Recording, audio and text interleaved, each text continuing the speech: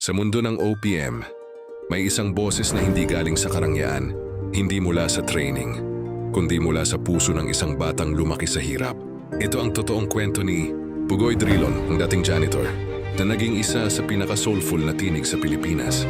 Si Bugoy ay lumaki sa isang simpleng pamilya sa Camarines Sur. Bata pa lang siya, sanay na siya sa mga pagsubok. Hindi siya lumaki sa kaginhawaan. Maraming araw na kailangan niyang magbanat ng buto para makatulong sa pamilya. Bago siya sumikat, nagtrabaho siya bilang canteen janitor. Nagwawalis, naghuhugas ng plato, at gumagawa ng kahit anong kaya niyang gawin para mabuhay. Pero kahit gaano kabigat ang buhay, may isang bagay na hindi mawala sa kanya, ang passion para sa musika. Habang ang iba ay may malinaw na future, ang kay Bugoy ay parang madilim na tunnel.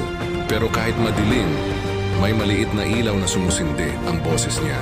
Noong 2008, nagpasya siyang sundan ng ilaw na yon. Sumali siya sa Pinoy Dream Academy Season 2. Pagpasok niya sa audition, mahiyain, bayad, at parang hindi tiwala sa sarili. Pero nang nagsimula siyang kumanta, napatingin ang lahat. Ang boses niya ay parang kwento. May hapdi, may saya, may pag-asa. At doon nagsimula ang pagbabago ng buhay niya. Sa loob ng academy, naging inspirasyon siya. Hindi man siya nanalo ng grand prize, nagtapos siya bilang second star dreamer. At doon niya unang naramdaman na may lugar siya sa industriya. Hindi siya tumigil, hindi siya nagpadala sa takot. Sinundan siya ng recording deals, concerts at mga kantang tumatak sa puso ng marami. Isa sa mga pinakasikat niyang awitin ay Paano Na Kaya, na naging malaking bahagi ng kanyang pag-angat sa mainstream OPM. Mula doon, nagpatuloy ang kanyang pag-evolve bilang artist. Ballad, R&B, soul, reggae.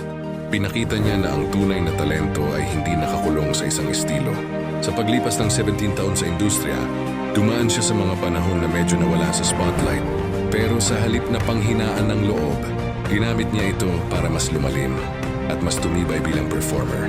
At nang bumalik siya sa limelight, kasama ang Budakhel at iba pang collaborations, umusbong ulit ang pangalan niya sa social media at YouTube. Pero ang pinakamagandang bahagi ng kanyang kwento ay hindi tungkol sa fame. Noong 2025 natupad niya ang pangako niya sa kanyang ina. Isang pangakong bitbit niya. Simula nung siya'y nangarap, magsumikat ako, pagtitindigan kita. Pagkalipas ng 17 taon na paghihintay, nakapagpatayo siya ng bagong bahay para sa kanyang pamilya.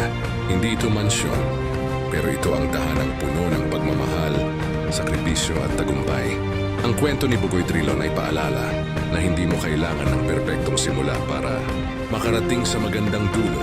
Minsan, ang pinakamagagandang kwento ay nanggagaling sa mga taong dumaan sa pinakamasakit na landas pero hindi tumigil sa paglakad.